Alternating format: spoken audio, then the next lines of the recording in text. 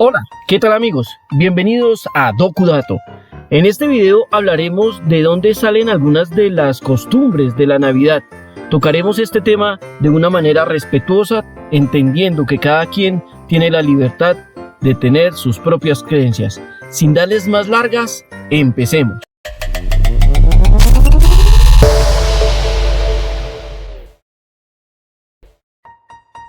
Nos encanta celebrar el día del nacimiento de Jesús el 25 de diciembre.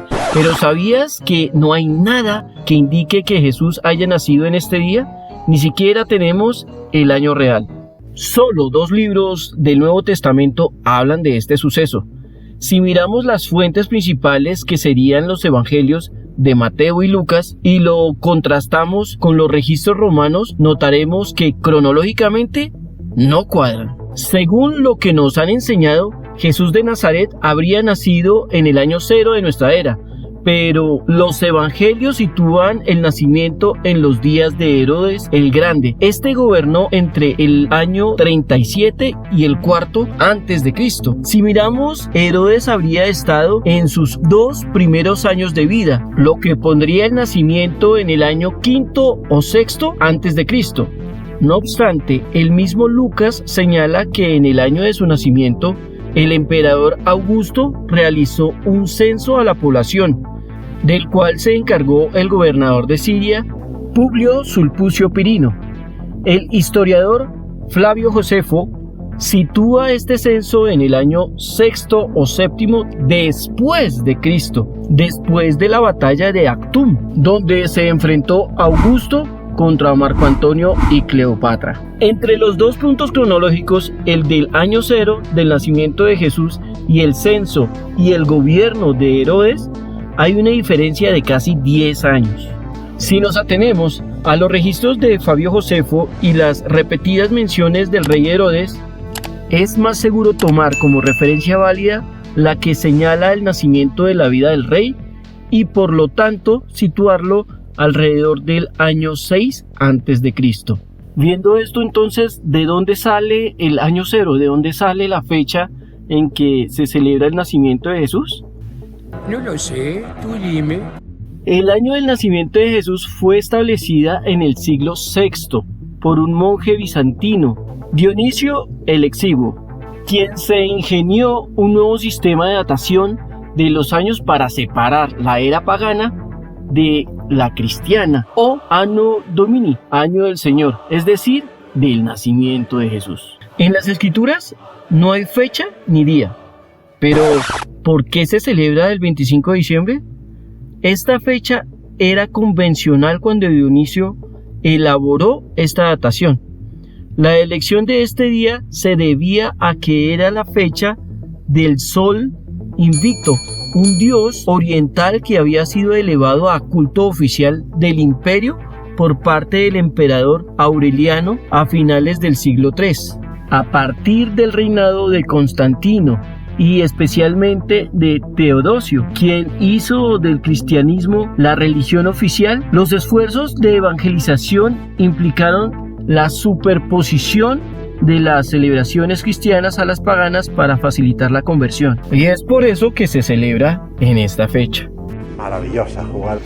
Hago una parada aquí para invitarte a suscribirte si te está gustando este video. Continuemos. Ahora hablemos del árbol de Navidad. En tiempos muy antiguos, los árboles de hoja perenne ya simbolizaban la vida eterna, por lo menos así era para los chinos, los hebreos y los egipcios. Por lo que son árboles que duran mucho tiempo a pesar de lo inclemente que el clima puede hacer. En estas épocas lo usaban para adornar las casas en el frío y oscuro invierno. Los egipcios lo hacían en honor a Ra. De hecho, se sabe que los babilonios ya dejaban regalos debajo de ellos. En la época en que los primeros cristianos llegaron al norte de Europa, notaron cómo para estas fechas de la Navidad actual, los nórdicos adornaban árboles festejando el nacimiento del dios Freyr, que simbolizaba la lluvia, el nuevo sol y la fertilidad. Este árbol significaba para ellos el universo, Y como docudato, en la punta de este árbol se suponía que estaba Asgard con el Valhalla y Odín, que era el dios principal de la mitología nórdica.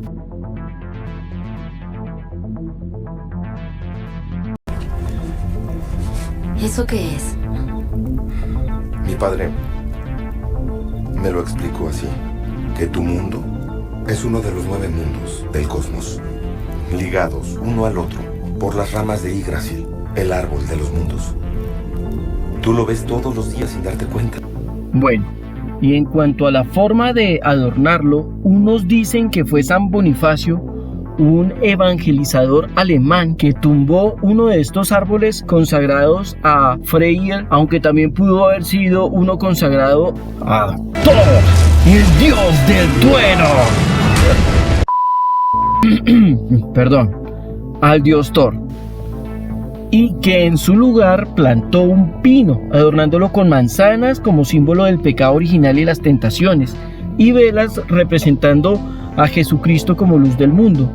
Y otras fuentes dicen que fue Martín Lutero quien lo adornó con castañas, bellotas y velas.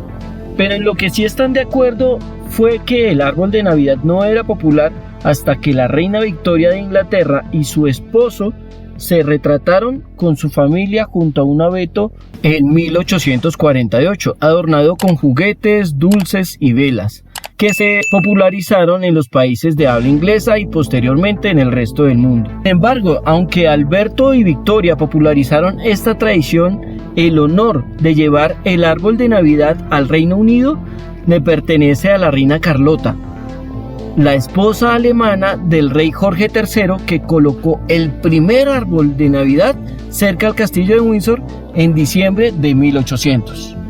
Más adelante, un colega y amigo de Thomas Edison fue el primero en ponerle luces eléctricas al árbol de Navidad. Fue el primero que pensó en ponerle luces eléctricas a un árbol de Navidad en lugar de las tradicionales velas. Sin embargo, el primer árbol iluminado con bombillas se colocó en la central eléctrica de Edison en Manhattan en 1882 sobre una caja giratoria para ver las 80 luces rojas, blancas y azules parpadeantes. Hasta ese momento nadie había visto algo parecido. Aquí les voy a dar varios pequeños docudatos sobre el árbol de Navidad. En Polonia, los árboles de Navidad se cuelgan del techo. Esta tradición viene de la época medieval, cuando, según la leyenda, un monje trataba de explicarle a los paganos la Santísima Trinidad con la ayuda del árbol invertido. Actualmente, esta costumbre se le conoce como... Ahí les dejo el nombre porque no lo puedo pronunciar. No me parece que este chico sea muy listo. O esta otra, que es que en Bélgica se acostumbra quemar el árbol después de Navidad. El Vaticano, por su parte, tuvo su primer árbol de Navidad hasta 1982.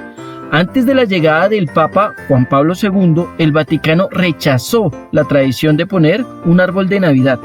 Ahora, desde 1982, un árbol posa junto al tradicional pesebre.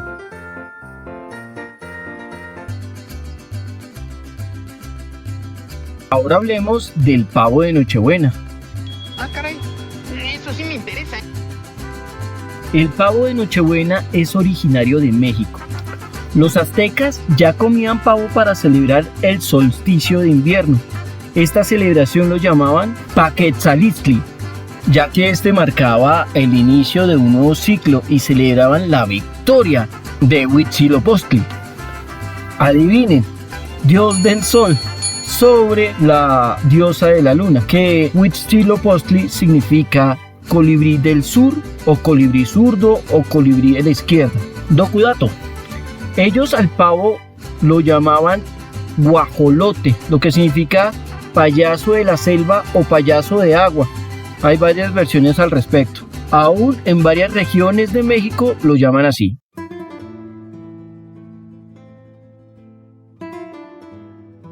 Al llegar los españoles, lo probaron.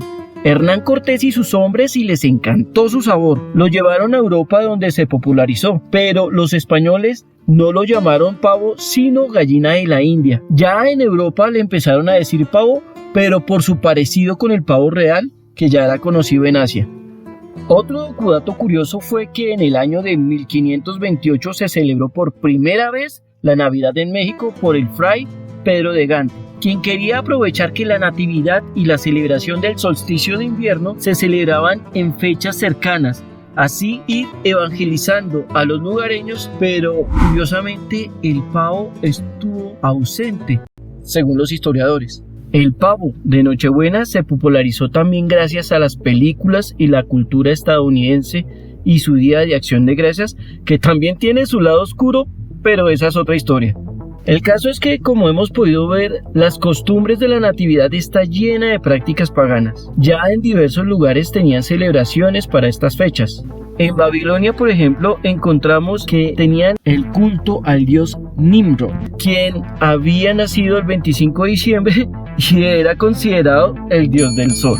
Los romanos, por su parte, tenían al dios Invicto, el dios sol. Los nórdicos al dios Freyr. Los mesoamericanos tenían al dios Huitzilopochtli, dios del sol. Y así en todos los lugares del mundo, y eso que no hemos hablado de la veneración a la madre, que viene de la época de Miseramis y Nirod. Pero esa también es otra historia. Hasta aquí nuestro video de hoy. Pero cuéntanos, ¿sabías estos datos? Déjanos un mensaje, síguenos y nos vemos en una próxima.